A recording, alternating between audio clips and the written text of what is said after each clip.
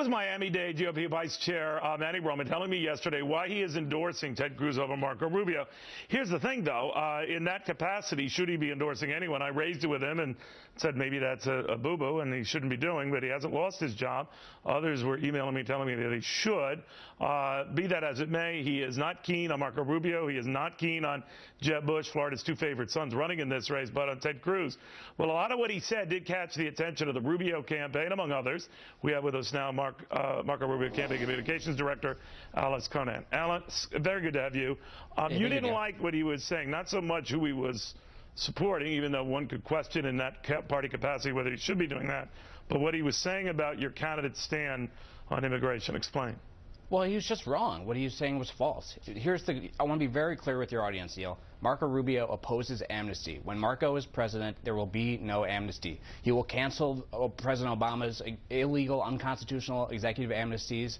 He will secure the border with the biggest border surge we've ever seen, and he will oppose amnesty. And, you know, your guest yesterday apparently misunderstood his position or flat out lied about his position. But he would not be the first to wonder whether your candidate's position has at the very least evolved since the so-called Gang of Eight involvement. How would you explain that? Well, no, Marco has always opposed amnesty. He's always wanted to secure the border first. But you're right. In 2013, he saw a problem and he tried to fix it. And the Democrats were in control of the White House. They were in control of the Senate. And he did what he could to try to make the best bill in the Senate, knowing that the House would then improve the bill. That effort failed. And the Why did he break off from the gang itself?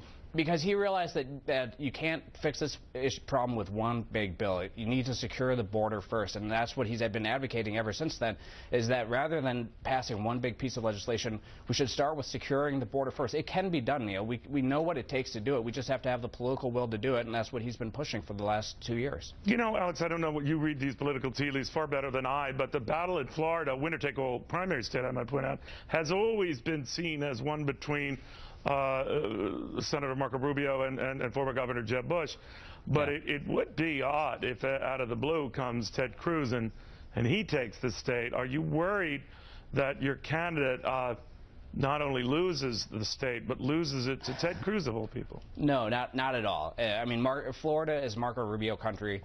Marco is going to win Florida on the March 15th primary. Well, not all polls bear that out. Not all polls bear that out. Well, we have a long way to go. Right. The polls right now, I think, are all over the place. I think in a head-to-head matchup, there's no question that Marco Rubio not only wins Florida, but wins it strongly because of his strong record in representing Florida for the last 5 years. Look, he's somebody who has actually delivered blows to Obamacare. He's the only one running for president who's actually had success in the fight against Obamacare. He's the only one running for president who's on the Senate Intelligence Committee and the Senate Foreign Relations Committee, who's been a practitioner, who's been leading the fight for a stronger American foreign policy. Maybe overseas. So, but he's also a senator, doesn't show up a lot. You've heard that criticism from Jeb Bush. Now, lately, Chris Christie said on a crucial vote on this spending measure that the senator opposed, he didn't put his vote where his mouth was.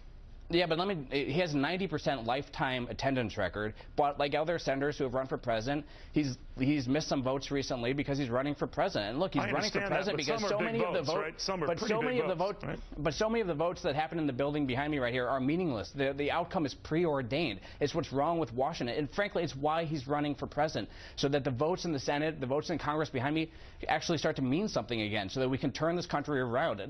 The country is headed in the wrong direction. So Chris Christie keeps making a big deal about this. Ted Cruz now has even questioned him on this. Is that going to be his response? Pretty much as it was to Jeb Bush?